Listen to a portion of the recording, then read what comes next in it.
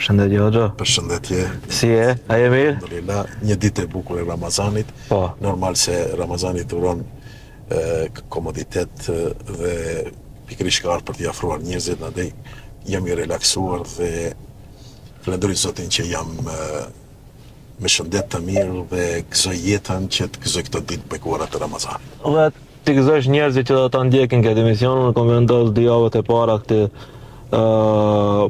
këty muaj, domethënë të shenjtë, ti kem me Hoxhallar, javën e kalum ishte me Reisin Shoqir Fetau, edhe tashme me ty, pasi të shoh një ndër më aktive të Maqedoni me punën e iftareve për studentët, bon ta nisim prej aty, domethënë cila ishte ideja.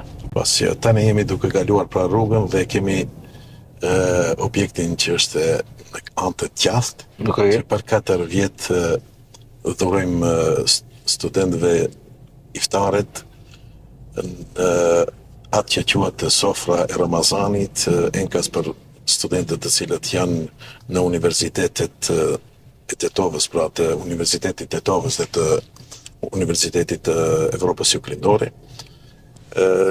Një sofër e cila i bashkon trojet shqiptare